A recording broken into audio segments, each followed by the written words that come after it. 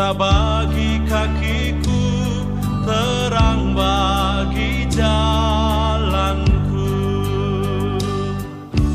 Firman-Mu. Apa bedanya dipakai Tuhan dan memakai Tuhan? Ya, saya ulangi lagi, apa bedanya dipakai Tuhan dan memakai Tuhan? Sama-sama dipakainya, tapi kita harus tahu arahnya itu kemana. Kita ini dipakai untuk apa dan jadi apa, begitu ya. Baik, memang dalam kalimatnya jelas sekali. Dipakai itu tergantung siapa yang memakai, ya.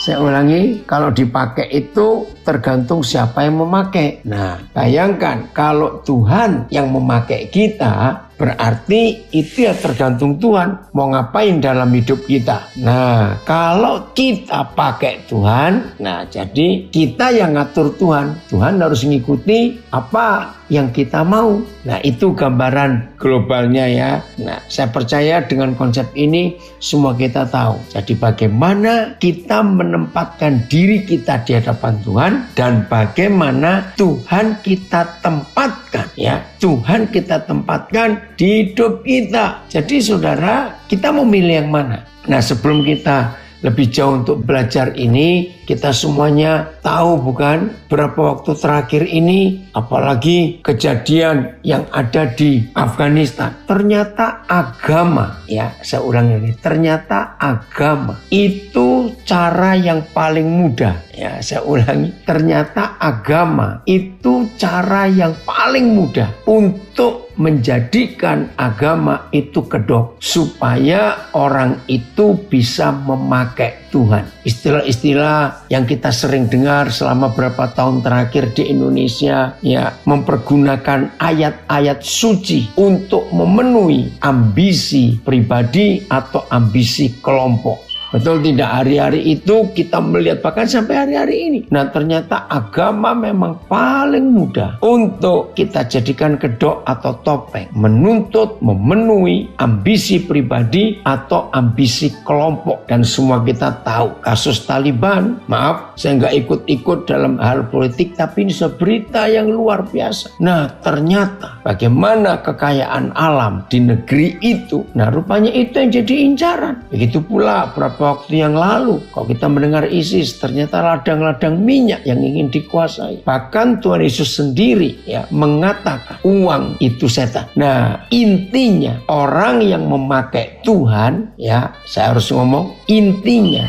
orang yang memakai Tuhan itu pasti tujuannya adalah duit. Udah gitu saja. Saya ulangi lagi. Intinya orang yang memakai Tuhan dalam hidupnya itu tujuannya pasti duit. Nah, bisa menggunakan ayat-ayat firman Tuhan hanya untuk duit. Nah, jadi semua kita yang terlibat dalam tanda kutip kata pelayanan. Saya ulangi, semua kita yang terlibat dalam tanda kutip pelayanan, kita harus memeriksa motivasi hati kita. Karena melenceng dikit saja kita tidak bisa tahu kalau orang itu tidak mau untuk ditegur dan diingatkan oleh Roh Kudus. Maka hamba Tuhan yang hebat sekalipun ya, hamba Tuhan yang hebat sekalipun tidak akan bisa lolos dari jerat uang ini tadi. Saya ulangi, hamba Tuhan yang hebat sekali tidak bisa lolos dari jerat uang itu. Maka itu kita harus hati-hati supaya kita tidak salah. Nah, sebelum lebih jauh, tahun 82, kira-kira bulan Desember, tiba-tiba ada sesuatu yang muncul di hati saya tentang mikir pelayanan ini. Tahun 82 loh saudara, belum seheboh sekarang ini ya, warna-warni pekerjaan Tuhan. Tiba-tiba muncul sesuatu di hati saya dengan 2 kalimat. Nah, tahun 82 loh ya, waktu jauh dari keramaian pelayanan sekarang ini. Muncul begini di hati saya. Apa bedanya melayani untuk hidup dan hidup untuk melayani? Saya nggak ngerti karena zaman itu masih sedikit sekali kiprah hamba-hamba Tuhan yang nggak seheboh sekarang lah, seperti yang saya katakan itu. Saya merenung karena saya belum pernah tahu apa bedanya melayani untuk hidup dan hidup untuk melayani. Saudara, ternyata kalau orang melayani untuk hidup, maaf, berarti pelayanannya adalah sumber income-nya. Saya ulangi, maka pelayanannya adalah sumber income-nya, sumber pendapatannya. Jadi tujuan orang itu melayani ya untuk menunjang kehidupannya. Tapi kalau hidup untuk melayani, nah itu beda lagi. Berarti seluruh hidupnya untuk pelayanan itu. Dengan kata lain, orang yang hidup untuk melayani tidak cari uang di dalam pelayanan. Itu jelasnya. Maka itu semua kita harus betul-betul bisa tegas di dalam motivasi pelayanan kita. Ini kalau bicara tentang pelayanan. Ini lalu kalau bicara tentang jemaat, anak-anak Tuhan, orang-orang Kristen yang ke gereja. Kan tidak sedikit ketika dengar khotbah-khotbah yang memberi iming-iming. Atau yang memberi iming-iming, memberi semangat untuk tetap setia, berbakti, ibadah, doa ini, doa pagi, doa malam semuanya. Bahkan ditekankan, beri perpuluhan.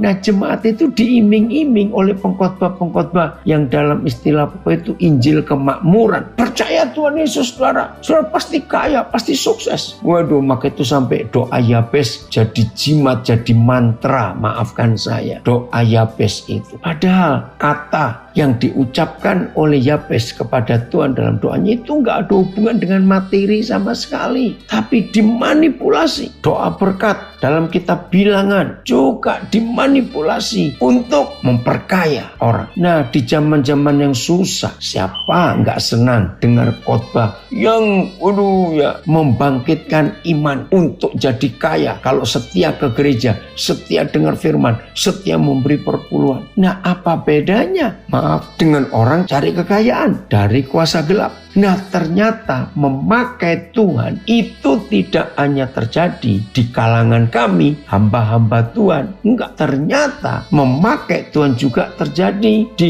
dalam hidup jemaat atau orang Kristen. Ada yang tanya, bagaimana caranya membedakan orang yang dipakai Tuhan dan memakai Tuhan? Gampang sekali. Kalau orang itu hamba Tuhan itu khotbahnya duit, berkat.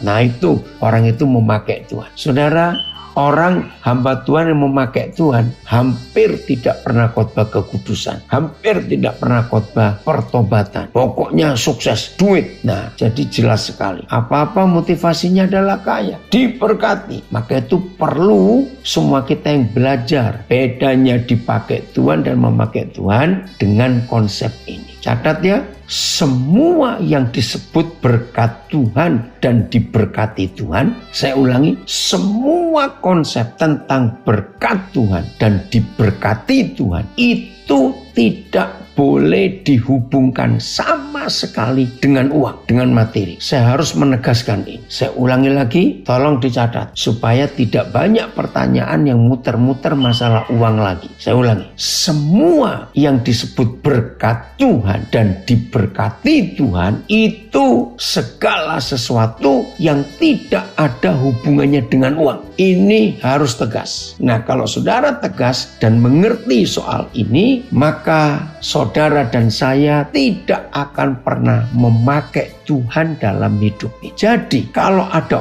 orang yang sukses dalam materi, kaya di dalam kekayaan duniawi, saudara jangan berkata orang itu diberkati Tuhan. Tidak, orang yang kaya di dalam kekayaan materi, kekayaan duniawi itu cuma satu sebab. Orang itu rajin. Tolong dicatat, orang itu rajin karena hukum alam memberitahu kita orang yang rajin itu pasti kaya. Jangan berkata diberkati Tuhan, itu wajar. Ini loh perbedaannya. Jadi jangan saudara menggunakan kata berkat itu untuk materi, untuk uang, untuk punya emas, berlian. Bukan, itu wajar kalau orang itu rajin. Oke, saya perjelas ya. Rajinlah berdosa, nggak usah bertobat ya, nggak usah cari Tuhan. Kalau orang itu rajin, dia tidak malas. Tolong diperhatikan, tanpa Tuhan pun manusia yang rajin, tanpa Tuhan pun manusia itu pasti kaya. Perhatikan ini baik. Maka itu saya muak kalau dengar khotbah. Saudara ingin diberkati, rajin ibadah. Saudara ingin diberkati, rajin memberi perpuluhan. Itu ngawur sama sekali. Tidak ada hubungannya. Faktanya,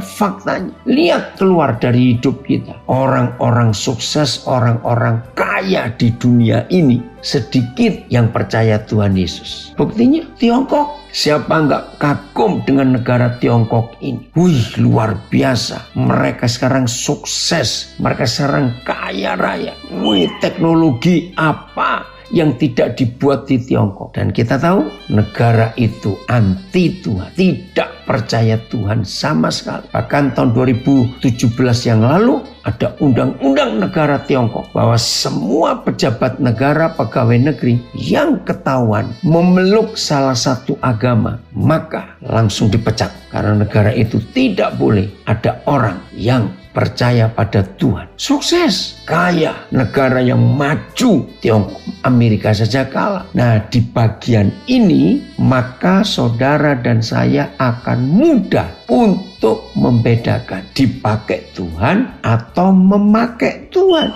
Jadi semuanya itu urusannya dengan materi, dengan uang. Nah, kita ingat kisah Balak dan Bileam, itu contoh. Bileam itu sebetulnya ingin dipakai oleh Tuhan, tapi Balak menawarkan uang. Nanti baca kisahnya di Bilangan ya, pasal 20, 22, 23. Nanti saudara baca sendiri. Aneh sekali kisah itu. Saya kadang-kadang mikir kenapa itu ditulis di Alkitab. Karena itu kisah yang jelek. Nah, jadi Balak itu raja yang benci Israel, sangat benci. Nah, Balak itu melihat Israel itu sangat diberkati Tuhan. Ya, dalam perjalanan kita tahu mereka mengembara di padang gurun, ya. Jadi kisah Bilangan itu masih merupakan perjalanan mereka di padang gurun menuju ke Kanaan. Nah, Balak ini iri hati, cemburu. Wih, kok bisa bangsa itu diberkati Tuhan walaupun berjalan di padang gurun, tapi nyata penyertaan Tuhan. Nah, kebetulan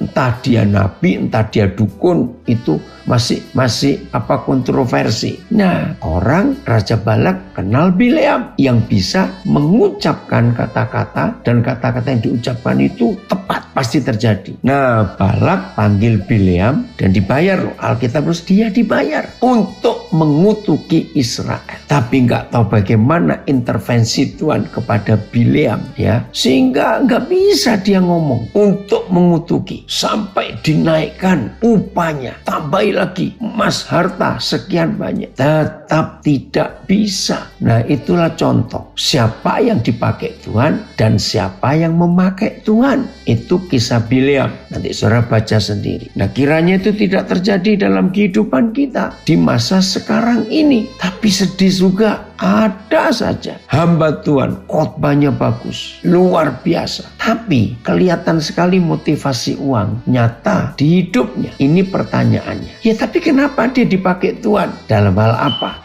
Woi, orang sakit didoakan sembuh. Betul, saya percaya itu. Dia menyampaikan nubuat dan nubuat itu terjadi. Betul. Nah, saudara, hati-hati dalam hal ini. Hati-hati dalam hal ini. Dalam hal apa hati-hatinya? Bahwa pemakaian Tuhan pada hidup seseorang. Maaf, ini mungkin saudara akan kaget. Tidak harus orang itu hidup benar, hidup takut Tuhan. Saya ulangi supaya saudara tahu dan gak tertipu oleh hamba-hamba Tuhan yang seperti itu. Orang yang berdosa pun bisa dipakai Tuhan. Nah, ini yang banyak bingung. Ya, saya ulangi, orang yang sedang berbuat dosa pun bisa dipakai oleh Tuhan. Nah, pasti bingung bukan? Loh, kok bisa begitu? Ayo kita lihat kisah Musa. Semua kita tahu, nggak usah dibuka. Satu hari bangsa itu kehausan. Perjalanan mereka tidak dapat air. Mereka berteriak-teriak, ya. Tuhan Musa, bagaimana nih kita mati kehausan?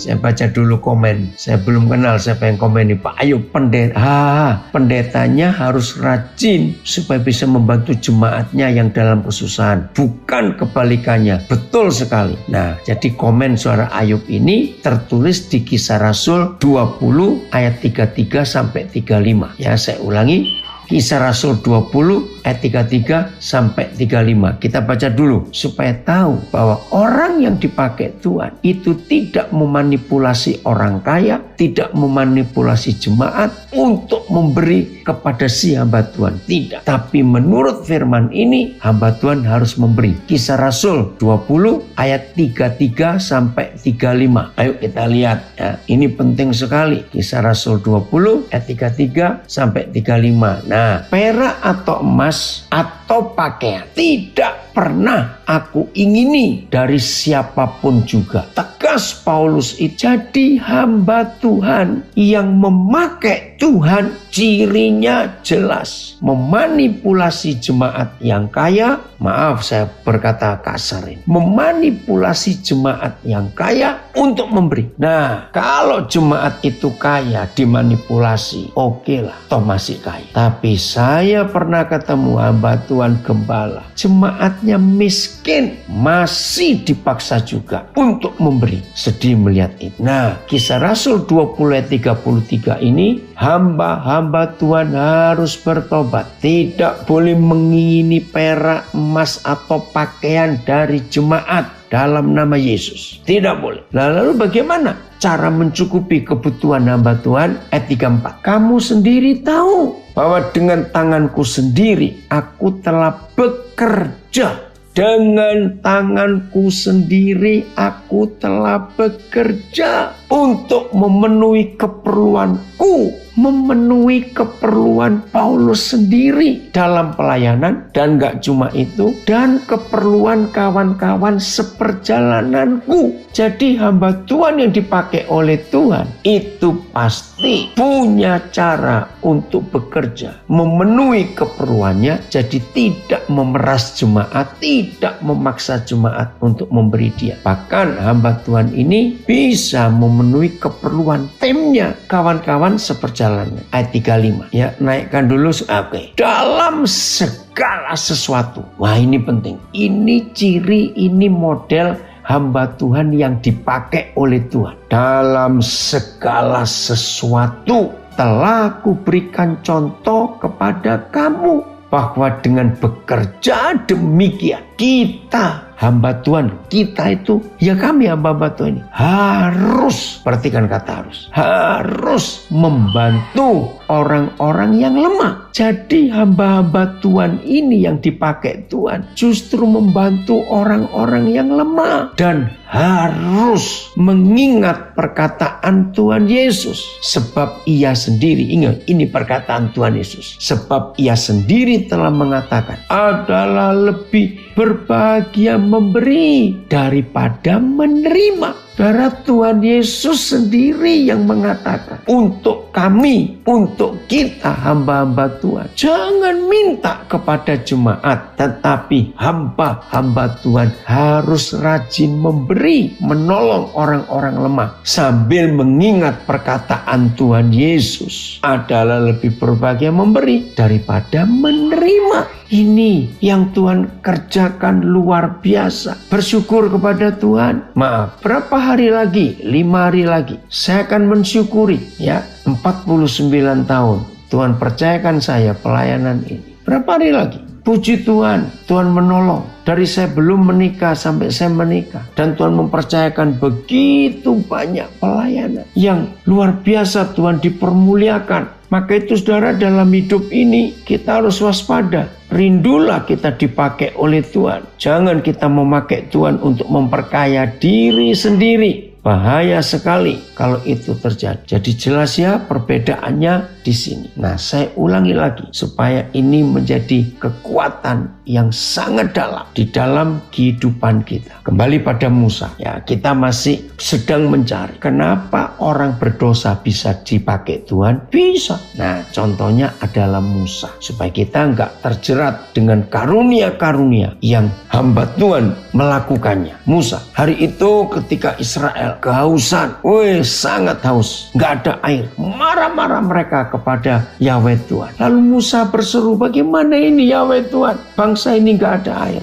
Tiba-tiba firman Yahweh kepada Musa, katakan kepada gunung batu itu, bukit itu, maka air akan keluar. Saudara, karena Musa sudah emosi, dimaki-maki, dibentak-bentak bangsa itu, dia tidak berkata seperti yang Tuhan firmankan, tapi karena dia emosi, dia pukul bukit batu itu. Mujizat terjadi, air keluar. Wih, bangsa itu bersukacita luar biasa. Tapi masalah terjadi. Yahweh Tuhan marah. Saya ulangi, Yahweh Tuhan marah kepada Musa. Dan marahnya nggak tanggung-tanggung, marahnya nggak main-main. Langsung keluar vonis. Musa, kamu tidak akan masuk tanah perjanjian itu. Nah, saudara, pertama kali saya belajar kejadian itu berapa banyak tahun yang lalu. Ini yang luar biasa. Saya bertobat di situ. Saya berkata begini, Tuhan, seharusnya Tuhan berterima kasih loh kepada Musa. Karena waktu Musa marah, ya catat ya, waktu Musa marah saat itu, bukankah dia membela Tuhan? Harusnya kan Tuhan berterima kasih. Karena bangsa itu kurang ajar betul. Tapi kenapa sampai Tuhan marah dan murka? Alasan saya begini, Papa, saya bisa loh mengalami seperti Musa dalam pelayanan.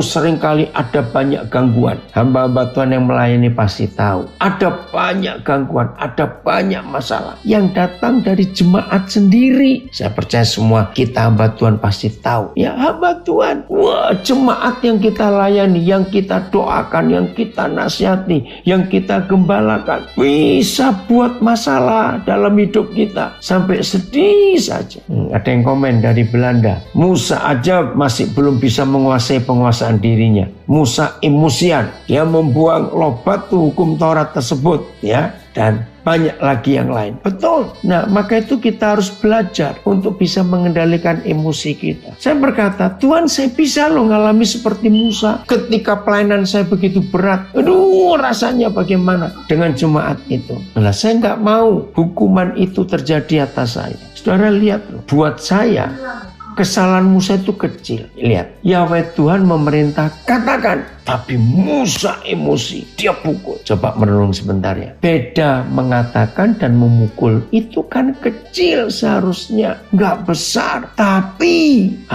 hukumannya kok begitu besar. Nah, saya merenung. Agak lama Papa menjawab saya. Sampai suatu titik saya ketemu. Ini yang saya mau sharingkan kepada saudara. Supaya jangan ada seorang pun di antara kita, baik jemaat maupun hamba Tuhan, yang hidupnya memakai Tuhan demi keuntungan diri sendiri. Ingat, kita masih pada pertanyaan, apakah bisa orang berdosa dipakai Tuhan? Bisa. Nah, mau contohnya Musa ini. Musa kan bersalah sampai dihukum tidak masuk Kanaan. Tapi mujizat terjadi, air itu keluar. Dengarkan ini. Ini yang luar biasa. Musa tetap dipakai Tuhan. Air itu keluar, tapi dia berdosa. Di mana taunya berdosa? Tuhan hukum dia, tidak masuk Kanaan. Saya ngeri dan takut jangan sampai itu terjadi. Ingat, Paulus pernah berkata di surat Korintus, aku harus menguasai diriku sedemikian rupa supaya kalau orang lain diselamatkan, jangan sampai aku tidak diselamatkan. Kita buka 1 Korintus 9 ayat 27 ya. 1 Korintus 9 ayat 27. Nah, tolong ya hamba-hamba Tuhan yang rajin memakai Tuhan, kalimat ini akan menakutkan. Hamba-hamba Tuhan yang rajin memakai Tuhan, hati-hati dengan firman ini supaya kita tidak berdosa. 1 Korintus 9 ayat 27. Tuhan ampuni kami. Nah, gereja jemaat juga yang rajin memakai Tuhan, takutlah dengan ayat ini. Tetapi aku melatih tubuhku dan menguasainya seluruhnya, supaya sesudah memberitakan Injil kepada orang lain, jangan aku sendiri ditolak. Ngeri ayat. Namun aku melatih tubuhku dengan keras dan menguasainya, supaya sesudah aku memberitakan Injil kepada orang lain, aku sendiri tidak ditolak. PS, saya membiarkan badan saya digembleng dengan keras sampai saya dapat menguasainya. Saya berbuat begitu sebab saya tidak mau sampai terjadi bahwa setelah saya mengajak orang lain turut dalam perlombaan itu, saya sendiri ditolak. TSI. Sebaliknya, saya seperti olahragawan yang dengan sengaja mengikuti latihan keras supaya bisa menguasai tubuh dan pikirannya. Saya melakukan itu supaya saya jangan sampai tidak menerima hadiah kemenangan sesudah saya mengajak orang lain untuk masuk dalam perlombaan rohani ini. Di Facebook ada ILT. Namun aku menggembleng tubuhku dan memperhambanya. Nah, ILT terjemahnya tegas, menggembleng tubuhku dan memperhambanya, supaya jangan setelah berkhotbah kepada yang lain, aku sendiri dapat menjadi yang ditolak. Hati-hati loh saudara. Maaf, saya ulangi lagi. Hamba-hamba Tuhan yang masih rajin memakai Tuhan, takutlah pada ayat ini. Saya ulangi. Hamba-hamba Tuhan yang rajin memakai Tuhan harus ingat 1 Korintus 9 ayat 27. Jangan kita pada akhirnya ditolak. Nah, kita lihat Musa. Saya tidak menghakimi Musa, tapi kita belajar. Musa kan ditolak akhirnya. Nggak bisa masuk Kanaan. Itu kan ditolak. Dia yang setengah mati memimpin Israel. Berjuang luar biasa dari Mesir ke Kanaan. Karena kesalahan kecil menurut saya. Dia ditolak, nggak bisa masuk. Maka itu saya berkata, Tuhan, Papa, saya nggak mau terjadi pada diri saya. Karena dalam pelayanan banyak masalah. Ada tekanan dan semuanya. Itu doa saya waktu belajar tentang Musa yang diperintahkan. Katakan, tapi karena dia emosi, dia pukul. Nah, itu harus hati-hati. Apa yang kita pelajari? Begini, saudara, ternyata memang Tuhan memberikan tanda kepada Musa di dalam pelayanan adalah dengan tongkat. Ya, saya ulangi. Tanda bukti penyertaan Tuhan kepada Musa adalah tongkat yang dia pegang itu. Oh, maaf. Nah, selama Musa pelayanan, tongkat itu bukti penyertaan Tuhan dalam hidupnya. Kita lihat awal-awal 10 malapetaka yang ditimpakan Yahweh Tuhan kepada Mesir, semua dikerjakan oleh Musa dengan tongkat itu. Jadi Musa tahu tongkat itu luar biasa. Nah, sampai di peristiwa kehabisan air ini ada kesalahan fatal Musa. Saudara, perhatikan baik-baik. Begitu Musa marah dan pukul batu itu dengan tongkat, air keluar. Kalau Papa tidak mendisiplin Musa, ya, ini yang bahaya dalam hidup kami hamba-hamba Tuhan. Kalau Papa tidak mendisiplin Musa, maka dia akan merasa hebat dengan tongkatnya. Ini tongkatku, ini tongkat. Bisa nggak suatu hari Musa emosi lagi kepada bangsa itu, lalu dengan seenaknya Musa gunakan tongkat itu. Ini iseng saja. Dia pukul orang Israel. Tar gitu. Jadi monyet kamu, jadi sapi kamu, jadi apa kamu. Loh, bisa nggak? Karena Musa merasa ini punyaku, ini tongkat ini kuasaku. Nah, itu alasan utama mengapa Yahweh Tuhan mendisiplin Musa. Wih, saya kaget. Nah, maka itu hati-hati, saudara, hati-hati. Hamba Tuhan yang suka memakai Tuhan, nanti saudara hitung sendiri ya. Tadi tidak sempat memberikan angka. Nomor 1 tadi cari kekayaan buat diri sendiri. Nah, ini hamba Tuhan yang memakai Tuhan, cirinya dia berkata, saya punya karunia kesembuhan, saya punya karunia nubuat, saya punya karunia membebaskan hutang, saya punya karunia penglihatan, saya punya karunia mujizat. Nah, hati-hati untuk itu. Tidak boleh dan tidak akan ada seorang pun di antara kita yang diberi Tuhan karunia lalu kita bisa pakai seenaknya. Ngerti ya? Musa merasa tongkat itu milik dia, sehingga Musa bisa memakai tongkat itu semau-maunya.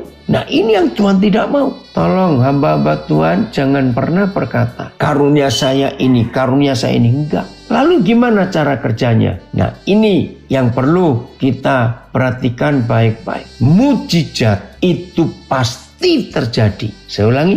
Mujizat itu pasti terjadi. Bukan karena hamba Tuhan itu hebat, punya karunia ini, punya karunia itu. Tidak. Dari pengalaman Musa kita belajar. Mujizat itu selalu terjadi karena ada orang yang memerlukan Tuhan di saat itu. Dengar baik-baik. Ini ciri orang yang dipakai oleh Tuhan. Mujizat itu terjadi karena ada orang yang membutuhkan, memerlukan mujizat itu.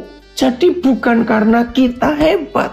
Misalnya, ada hamba Tuhan sedang hidup dalam perzinahan. Misalnya, ada di suatu tempat. Tiba-tiba di situ ada orang sakit dan gak ada yang lain. Hanya hamba Tuhan itu. Maka ketika hamba Tuhan yang sedang berdosa ini melihat orang sakit itu, dia berdoa, dia usir penyakit itu. Mujizat terjadi, orang yang sakit itu sembuh. Tolong perhatikan, itu bukan karena hamba Tuhan ini hebat. Tolong dicatat. Kebetulan dia ada di situ dan tidak ada orang lain. Maka Tuhan pakai hamba Tuhan itu walaupun sedang berdosa. Ini loh yang ngeri. Nah, contohnya di mana? Keledainya Bileam. Tuhan sayang Bileam dan saat itu nggak ada siapa-siapa, cuma ada keledai itu. Maka keledai itu pun bisa dipakai oleh Tuhan untuk mengingatkan Bileam. Nah, maka itu tidak ada seorang pun yang diberi karunia menjadi milik pribadinya. Tidak ada. Semua tergantung Tuhan. Maka saya harap dengan penjelasan ini, semua kita sekarang tahu bahwa orang berdosa pun bisa dipakai Tuhan. Perhatikan. Karena nggak ada orang lain di situ. Cuma ada dia. Jadi bukan hamba Tuhan itu hebat. Tidak. Ngerti ya sekarang ya? Maka itu Musa harus diajar. Harus diperingatkan. Dan ingat 1 Korintus 9 ayat 27 tadi. Bagian terakhir. Lukas 19. Kita akan lihat yang ke-28. Agak panjang pembacaan ini. Lukas 19 mulai ayat yang ke-28.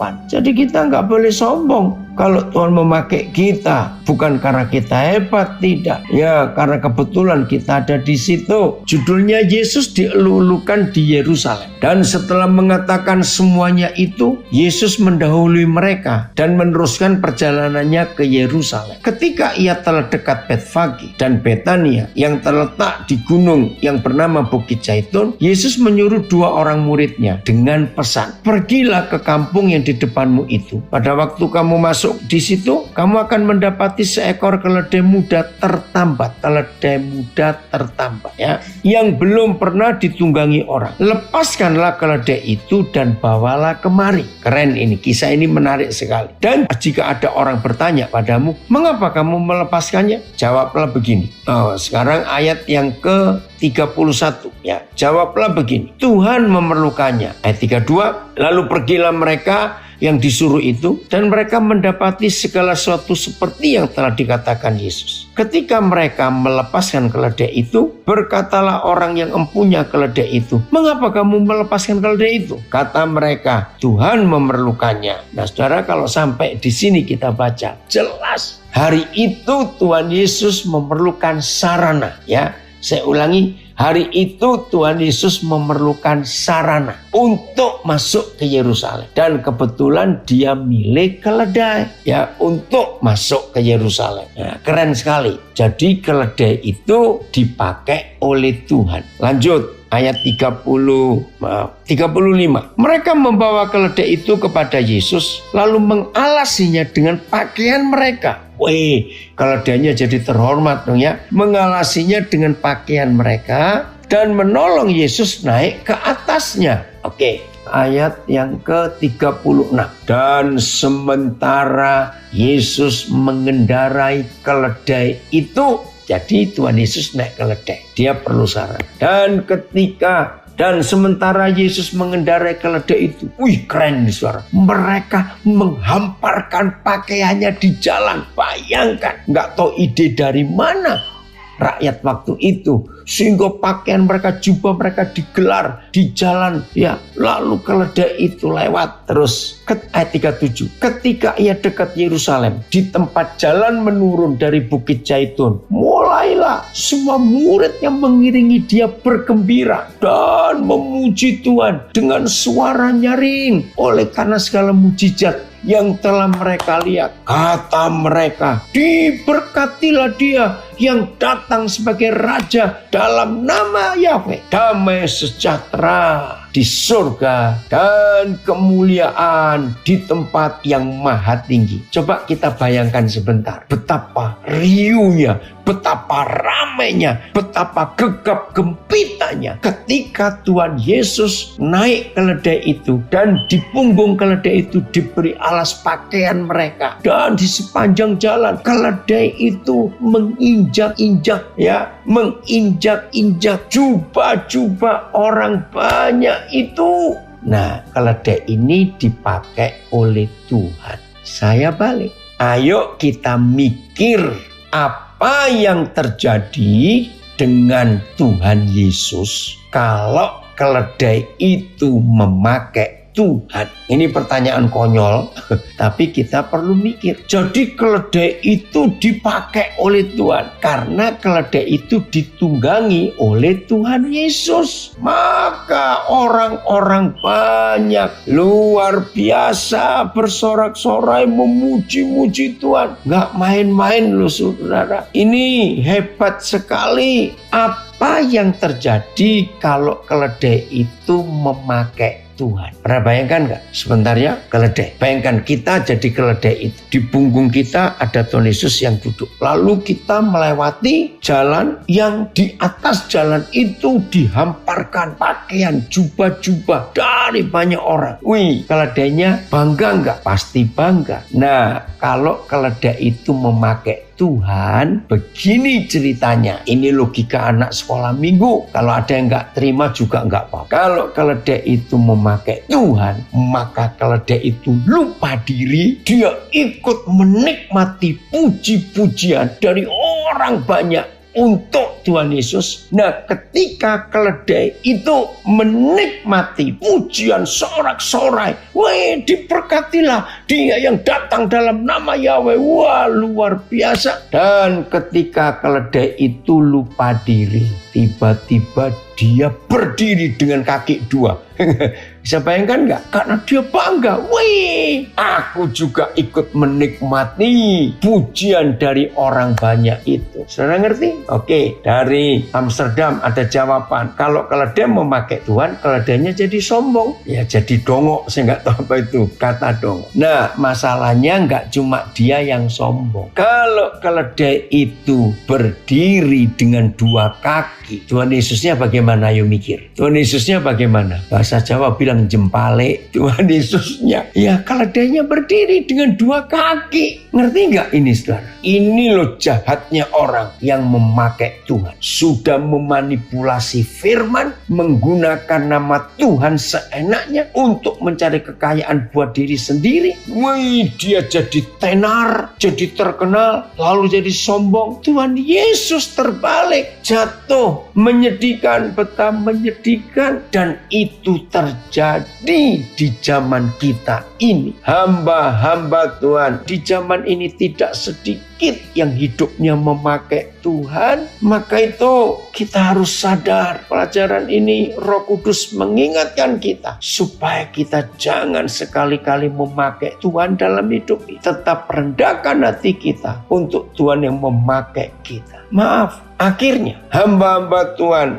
yang memakai Tuhan di hidupnya, kasihan Tuhan, namanya dicatut. Tahu kata dicatut ya? Istilah Jawa ini. Namanya dipakai, tapi Tuhan yang kena getahnya. Tuhan dipermalukan. Maka itu rekan-rekan hamba Tuhan, ayo hari ini kita memeriksa diri kita. Kita ini dipakai Tuhan atau Tuhan yang memakai kita? Harus selalu memeriksa diri. Nah, kalau kita tetap dipakai Tuhan, maka yang gak enak pun kalau terjadi di hidup kita, kita tetap akan bisa memuliakan Tuhan. Contohnya Yusuf, walaupun dia gak enak, mengalami penderitaan yang begitu, maka dia tetap bersyukur, dia nggak nyalakan siapa-siapa. Akhirnya Tuhan dipermuliakan, menyalahgunakan, memanfaatkan nama Tuhan hanya untuk keuntungan kepentingan diri sendiri. Ayat terakhir, maka itu semua kita yang dipakai oleh Tuhan harus punya ciri ini, tanda ini, trademark ini. Lukas 14 ayat 33. Saya ulangi, semua kita yang dipakai oleh Tuhan dalam hidup ini, maka tanda ini, trademark ini, ciri-ciri ini harus ada di hidup kita. Lukas 14 ayat 33. Nah, kalau ini ada di hidup kita,